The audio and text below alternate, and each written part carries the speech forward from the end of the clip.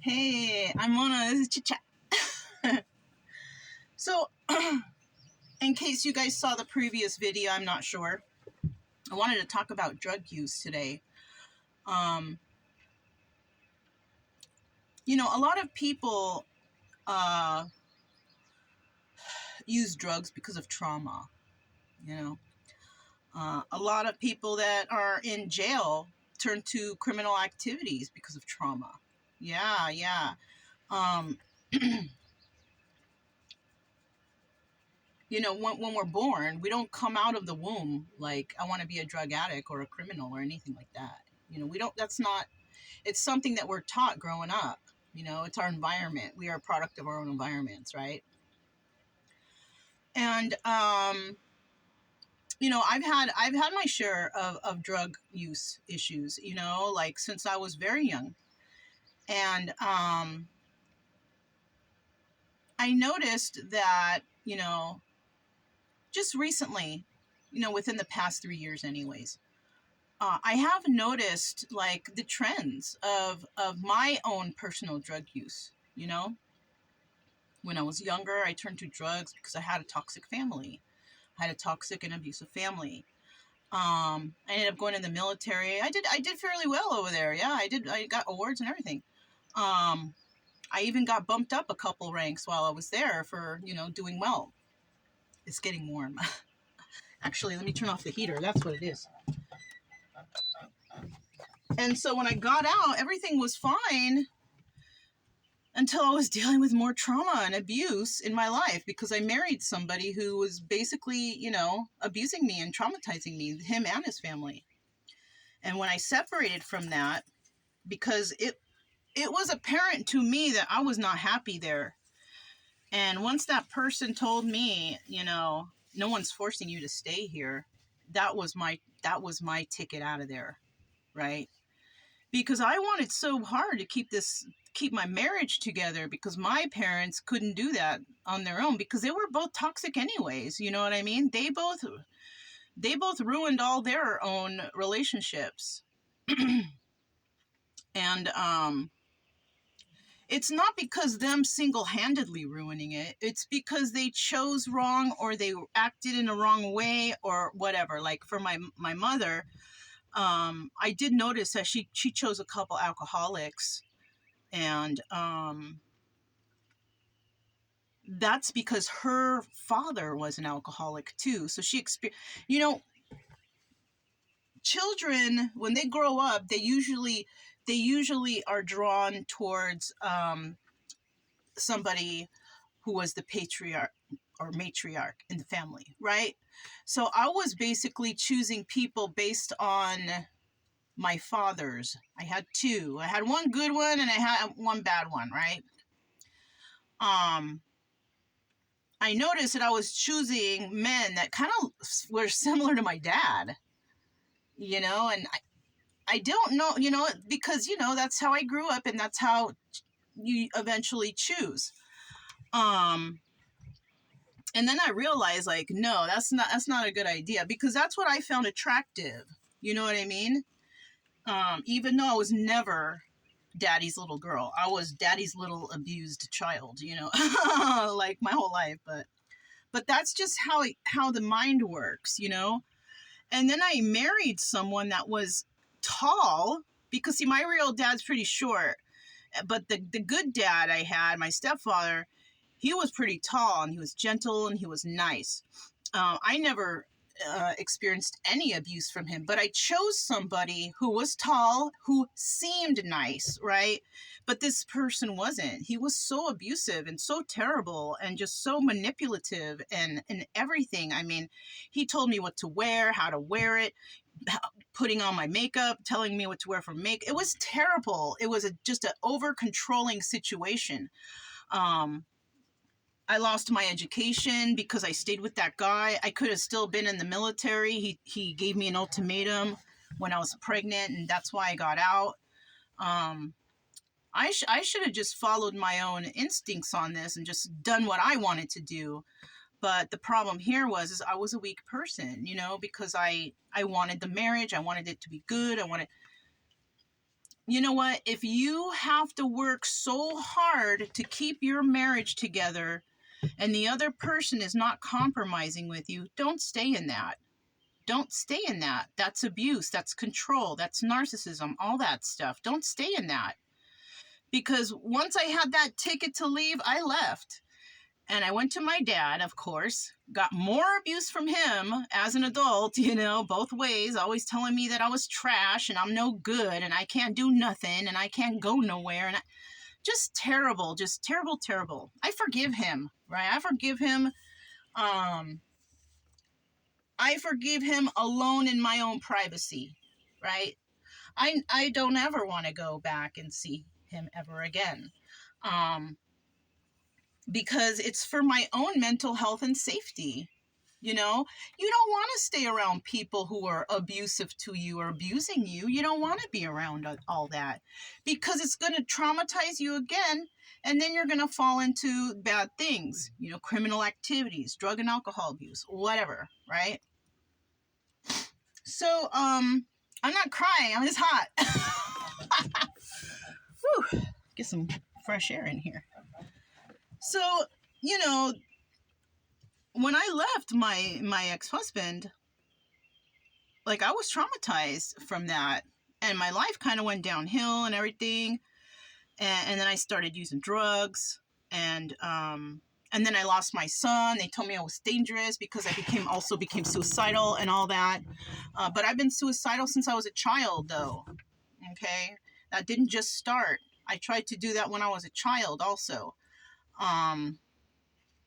but I got through it, you know, and then this time around, I attempted it several times and miraculously was found and saved all times. So that kind of led me to thinking weird stuff like, oh man, I'm not supposed to die. I'm not supposed to do this. And not so, you know, and then I started, you know, I felt like I was, you know, inseparable, like, you know, I could do anything. And I did. And I wasn't doing the right things, though. I was doing bad stuff, you know? And so I'm the kind of person that after a while, I get tired of stuff, even drugs, right?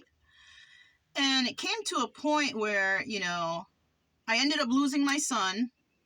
He traumatized me with that because in the beginning, even before that, he never wanted to pick up or drop off our son. He wanted me to do all the driving because I moved like 2 hours away. Well, I had no choice. So he was mad at me because I moved that far and all this stuff. And then it started going downhill for me from there because I was having to put in all the work. He wasn't doing nothing, you know, like always. He never contributed to the marriage. He never did any house cleaning, any cooking, any help. When I was in school, I had to do everything myself on top of all that other stuff while he got to go and get his degree and I let him have his privacy to study and all that while I took care of the kid and all that. He never did anything. He never supported me, nothing. I supported him. I paid for everything while he was in school. I sent him my checks when I was in the military. He was just a straight user and abuser. You know, he took advantage of me and it's terrible. That's another thing. A lot of our military people, they get out of the military and you see, okay, they have families and then soon after, their lives go downhill and they get divorced. And why? Because they end up marrying some abusive person that takes advantage of them because they were in the military. And these people want to take advantage of our veterans in hopes that, you know, something will go bad, the veteran will die and they will collect. So you got to watch out for that too. You know, veterans, you know, that's who I'm talking to. Don't just, don't just jump out and get married to someone. You know, you don't need to right away. Okay? Take your time. See who this person is. Judge their character because you might be off. I was off. I married a terrible guy. You know what I'm saying? I forgive him because somehow, some way in his life, which I have no idea, he had to have been abused to be abusing me like that. So that's how I look at it. Anybody who's hurt me or abused me, I've thought about it that, okay, they did that because that's all they know. They don't know any better, right? Somebody abused or hurt them, so they're turning it around on me, and I'm the one who has to suffer for it. Well, I suffered for a little bit, but then I was like, no more. You know, I'm not going to suffer this anymore. I'm not going to be angry, and I'm not going to be mad. And that's how I learned about forgiveness. But when it comes to the drugs, and I went to that bottom of the pit, the bottom of the barrel, I lost everything. It was like one day I woke up and I was like, this is not me. This is not my life. You know, I was homeless in the streets of Long Beach and all around Los Angeles. Because, I mean, I was homeless. I had a car, so I just drove everywhere and I just checked out everything, whatever. But it's like, I got tired of that. And I was like, you know what? I'm going to get out of here. And that's what I did. I left everything.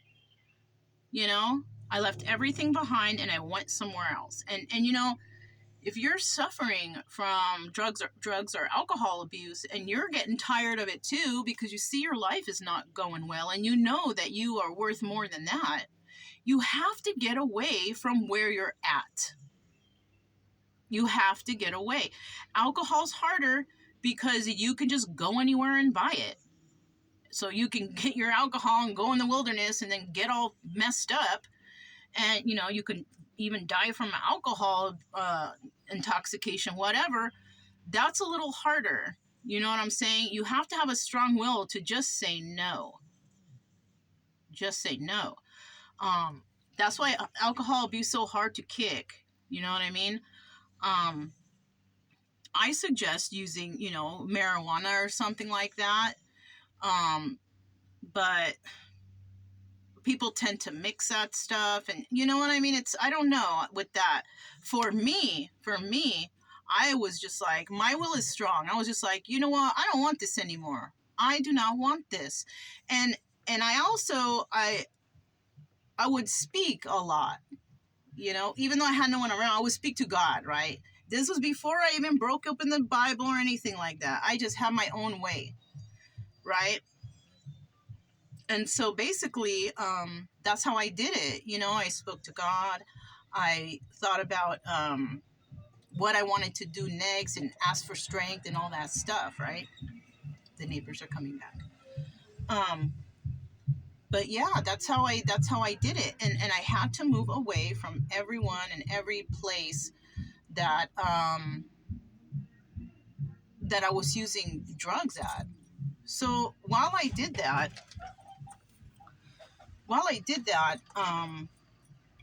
I basically, you know, I left California and I drove toward Missouri.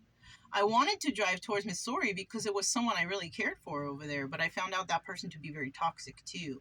But I didn't move anywhere close to them, so I kind of ended up being in Missouri and staying by myself over there. And just minding my own business, doing my own thing, taking care of myself.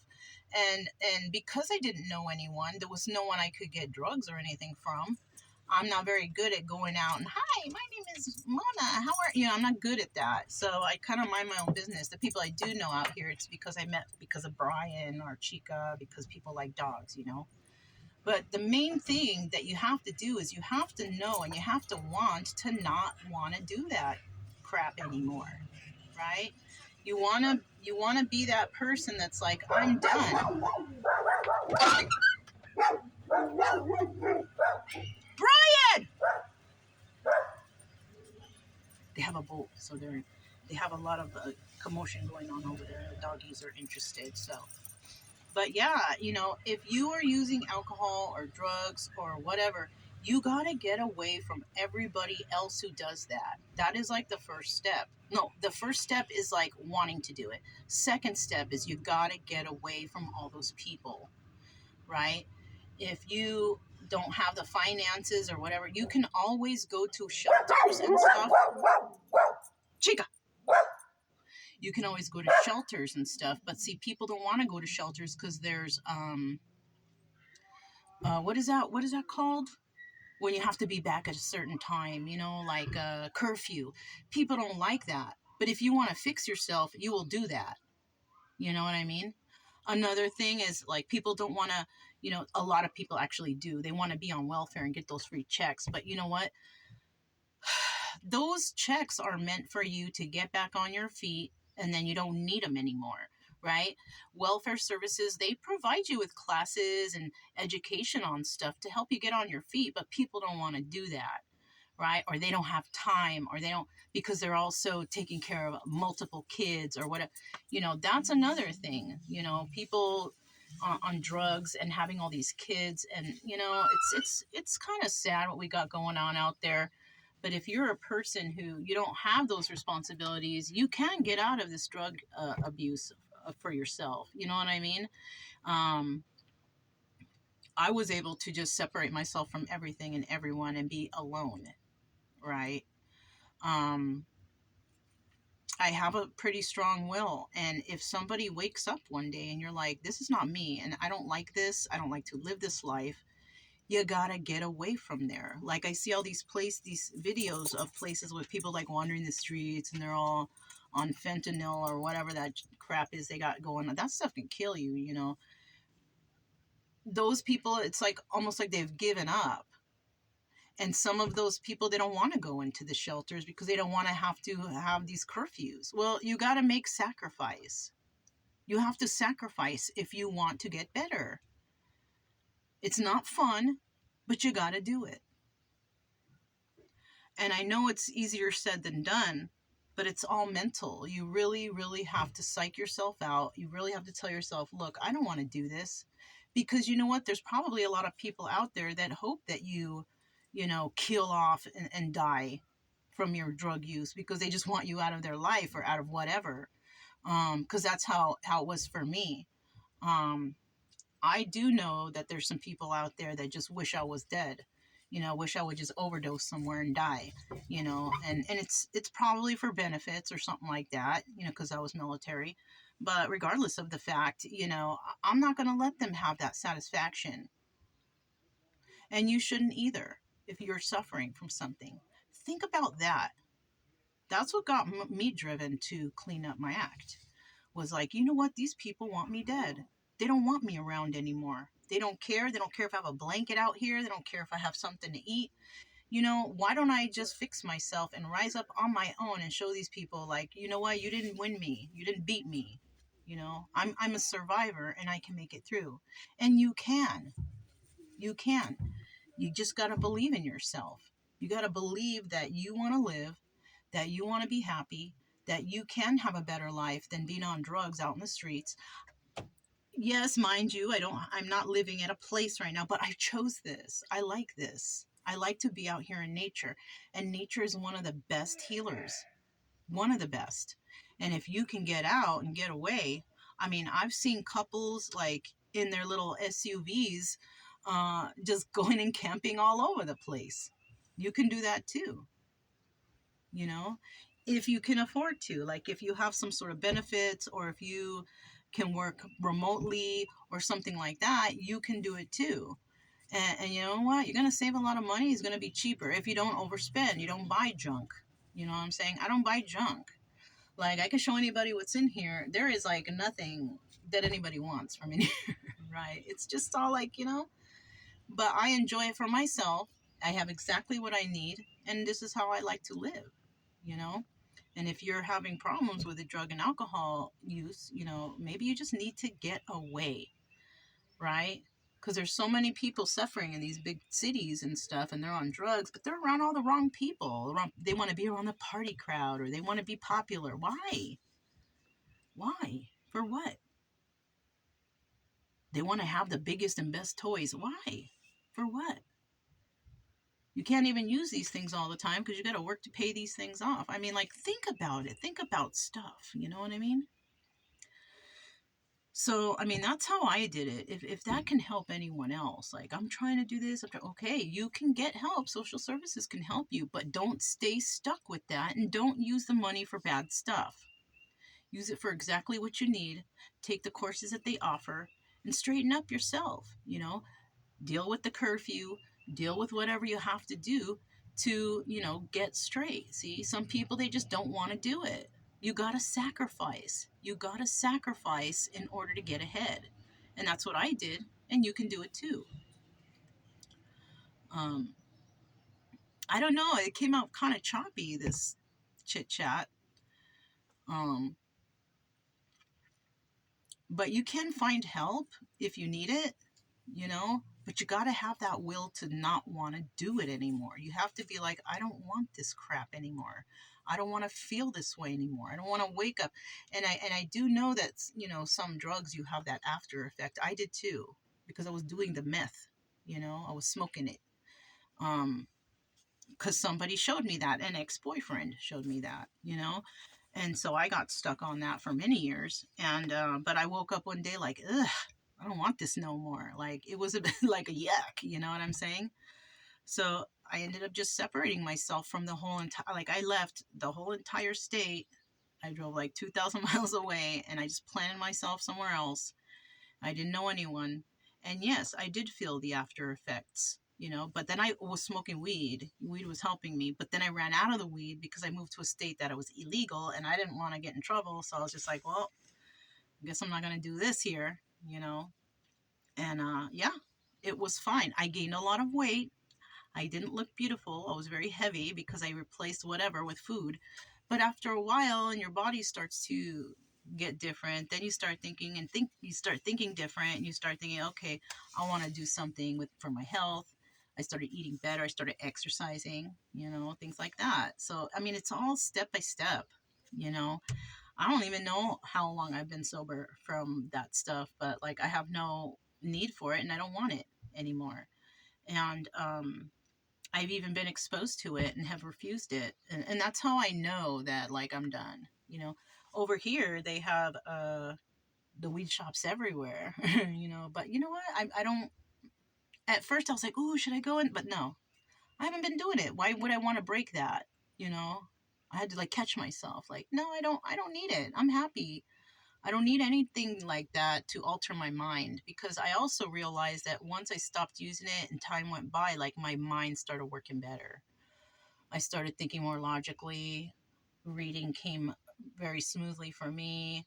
Um, just life was better. You know what I mean? And why would I want to wreck that? You got to psych yourself out. You really, really do. And you got to, not for anyone else, okay? You got to heal for yourself, because these people out here that are probably not on your side, they want to see you go down. They want to see you burn. Don't let that happen. Don't give them the satisfaction of that. You know, you probably have some special gifts yourself that the world can benefit from, and they don't want you to share those gifts.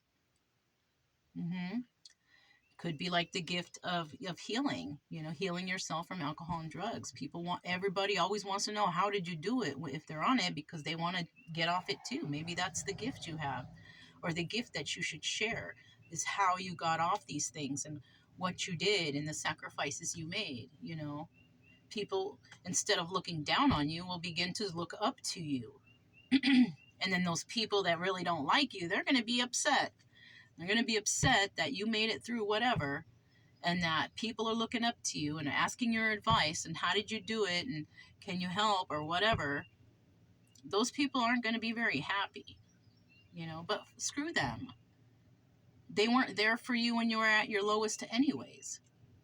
So it shouldn't even concern you or anyone else anyways.